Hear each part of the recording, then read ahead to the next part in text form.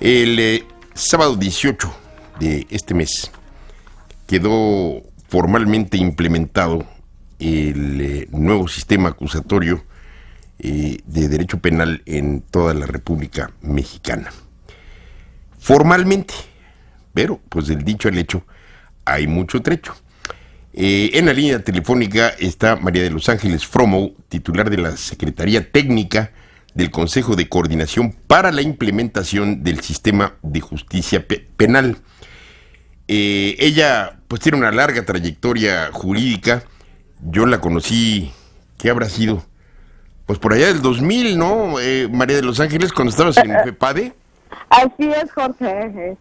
En esos años nos conocimos y tuvimos la oportunidad de, bueno, pues empezar a generar cultura también del tema de delitos electorales.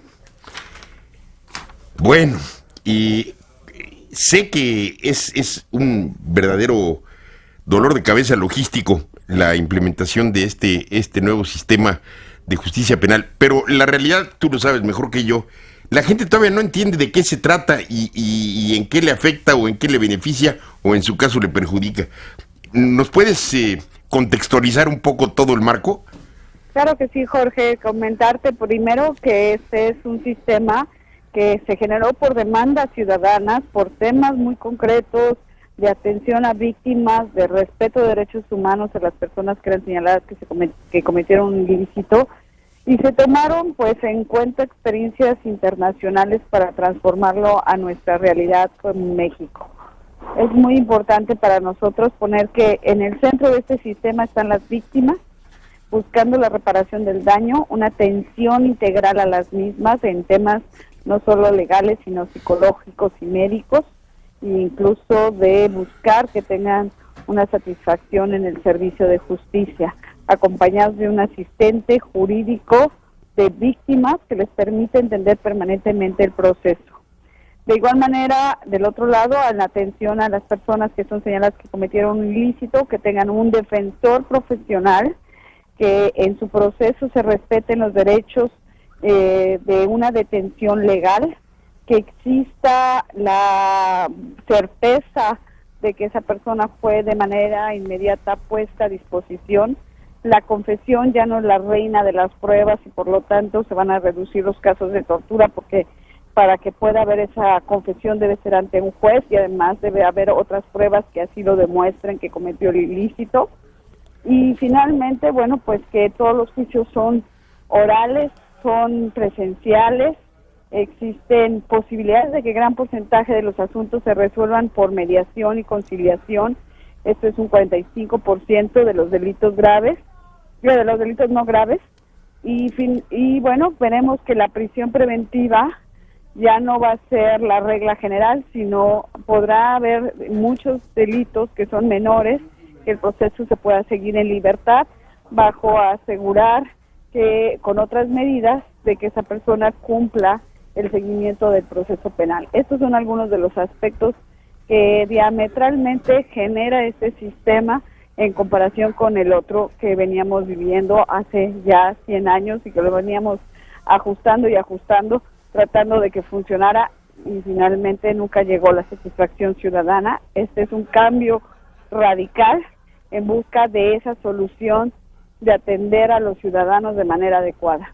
Ahora, que sin duda también tendrá que sufrir algunos ajustes, ¿no? Por ejemplo, este asunto de los delitos graves, la clasificación de los delitos graves y no graves, a veces, pues es criticada, ¿no? Y te pongo un ejemplo específico. Lavado de dinero ya no es delito grave. Entonces, en muchos casos, como tampoco lo es varios tipos de fraude, en muchos casos, lo primero que saltó es que con el nuevo sistema, ningún funcionario que sea sorprendido en actos de corrupción va a ir a la cárcel. ¿Es cierto? ¿Es falso? ¿Cómo es? A ver, comentarte algo muy importante. No es que no vayan a la cárcel si resultan culpables. Lo que va a pasar es que no hay prisión preventiva. El proceso lo van a llevar en libertad. Y estarán sujetos a una serie de medidas que aseguren que su presencia se dé durante el proceso que no se puedan escapar, que exista el aseguramiento de que la justicia va a ser efectiva en este caso. Pero ¿cómo le haces para eso? Porque, es decir... Hay brazaletes, Jorge, hay medidas que son de seguimiento de restricciones de salir de una zona, de una entidad federativa del país, que se asegure su firma permanente de manera periódica, que exista alguna supervisión, incluso de personal de seguridad periódica en el entorno de la persona. O sea, hay varias medidas efectivas que se están dando. El 97% de las medidas cautelares que ya se aplican en el nuevo sistema se están cumpliendo. Y esta clasificación de delitos graves o no graves la usamos poco más en la práctica que en lo que dice la ley. La ley dice concretamente un catálogo de delitos que está en nuestra Constitución, que obligatoriamente van a la cárcel las personas que hayan cometido delitos de delincuencia organizada, temas de secuestro, de violación, de homicidio. Sí, violentos, ¿no? Sí, temas que impactan directamente en forma muy violenta o de gran impacto social, para poder llevarlos pues ahora sí directamente a una prisión preventiva oficiosa. El juez va a tener que valorar si la persona que está siendo señalada que cometió el delito tiene un riesgo para la comunidad, para la víctima o para en su momento determinado de fuga. Deberá entonces evaluar si debe ingresarlo a una prisión preventiva, pero ya será bajo una serie de elementos que le puedan ser ciertos y suficientes para poder determinar que esa persona vaya a la cárcel. Y no es tan radical de que totalmente no van a ir a la cárcel las personas, sino existe una regla de escasos recursos, de escasos delitos que tienen que ir a prisión preventiva oficiosa, y los otros tendrán que entrar en una valoración del propio juez a través de una medida cautelar que puede imponerse. Bueno, esto sin duda, varios aspectos, ¿no? Uno, desde luego, supongo yo que se reducirá de manera importante la población en los reclusorios. Pero no solo se reduce la población de los reclusorios, es el impacto que se tiene cuando una persona ingresa en la cárcel por un delito menor. Un gran número de personas que están por 100, 200 pesos, por temas de lesiones menores, por cuestiones de fraude. ¿Eso se pueden acoger al nuevo sistema? Se pueden solucionar de otra manera, a través de una mediación, a través de una conciliación, que se pueden resolver en unas cuantas semanas, y no tienen que esperar a todo un proceso de años para que una persona pues resarza el daño a la víctima y en su momento determinado se haga justicia. En el futuro, pero para este sistema permite. Para gente que ya está en este momento, pues, por ejemplo, sujeta a proceso y lo está pasando en prisión, ¿hay manera de aplicar esto de manera retroactiva o no? En el caso solo de revisar la medida que tienen de prisión preventiva, sí estableció la miscelánea penal esta posibilidad a través de una audiencia en el que se den los elementos suficientes para ver si esa persona se puede revalorar su situación, pero son para aquellos casos específicos en los que se pueda considerar esta posibilidad por las autoridades y por la persona que lo solicite. Pues debe haber miles, ¿no? Así es, pero se tendrán que revisar de acuerdo a qué tipo de delito, su riesgo, si realmente tiene condiciones de asegurar que va a seguir el proceso en libertad. Entonces son aspectos que se estarán valorando por los jueces caso por caso. Estoy hablando con María de los Ángeles Fromo, titular de la Secretaría Técnica del Consejo de Coordinación para la Implementación del Sistema de Justicia Penal. Leí por ahí un reportaje donde los calificaban por estado, ¿no?, de cómo iba la implementación del 1 al 10. Y hay unos que van muy bien y hay otros que no tanto. ¿Cómo va en general la implementación del sistema, María de los Ángeles? Mira, Jorge, esta clasificación se hizo en su momento para ir dándole seguimiento puntual a todos los aspectos que debía cumplirse de manera permanente para que el sistema funcionara. Nosotros hicimos una valoración de niveles en el cual iban desde el mínimo hasta el óptimo.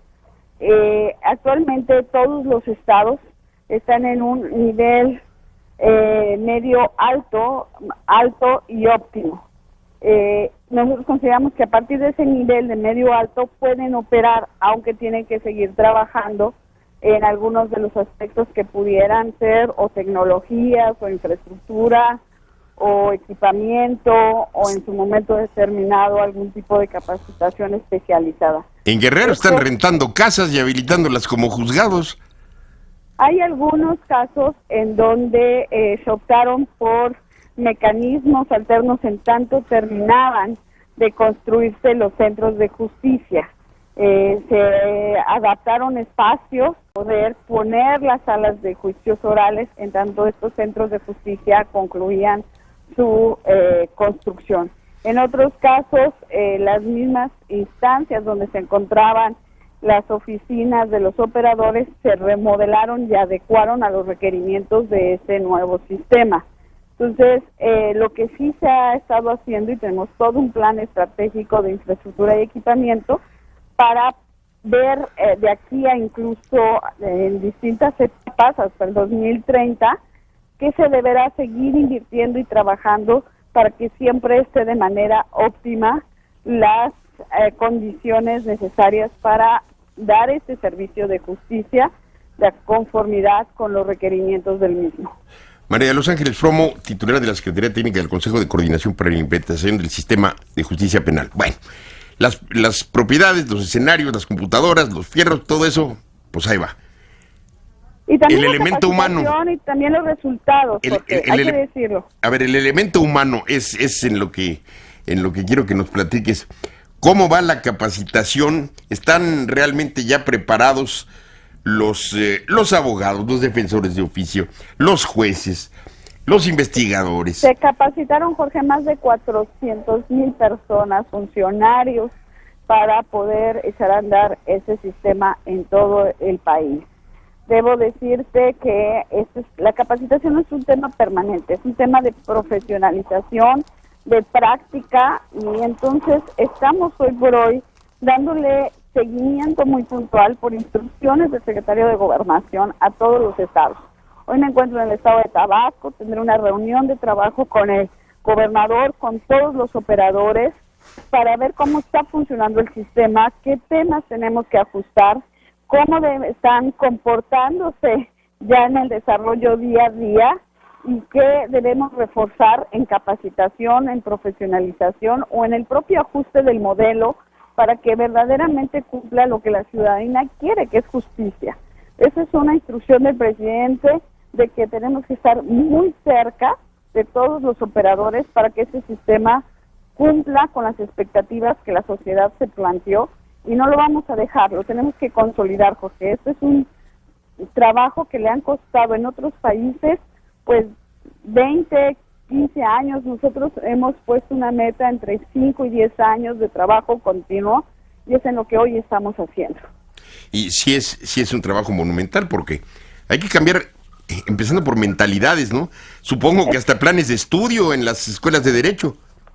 Así es, Jorge, y hay que enseñarnos los abogados a cambiar nuestra manera de trabajo, desde cómo presentamos un caso. Ya no son las confesiones los que van a soportar una acusación, son verdaderas investigaciones científicas.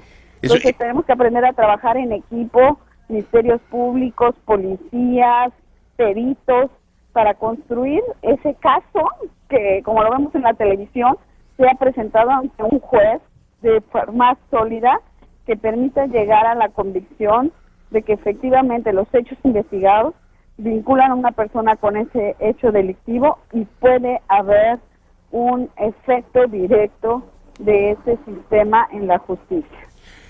¿Cómo impedir que intervenga la corrupción en todo esto?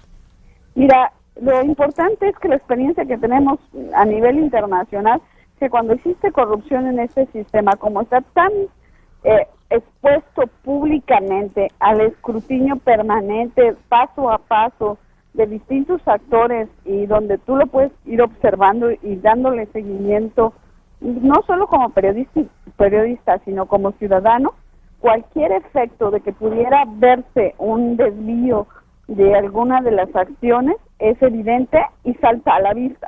Y entonces se procesa como un acto de corrupción, porque, bueno, pues nada es infalible a esos temas, pero sí hay una visibilidad y transparencia que nos ayudará mucho a evitar esa corrupción. Bien, María de Los Ángeles Fromo, muchas gracias por atendernos esta mañana. Ya te dejamos que te vayas a ver al gobernador Núñez. Sé que andas de arriba abajo porque concertar la entrevista no fue tarea fácil, pero por ello te lo agradezco aún más. Gracias, María de Los Ángeles. Jorge, y pronto nos veremos. Invítame a tu programa y con gusto seguimos platicando de este tema. Claro que sí. Un abrazo. Gracias. Gracias, Iván. María de Los Ángeles Fromo, ella es la titular de la Secretaría Técnica del Consejo de Coordinación para la Implementación del Sistema de Justicia Penal. A lo mejor no se siente todavía mucho, pero esto cambia las cosas de manera verdaderamente radical en cuanto a la impartición de justicia en México.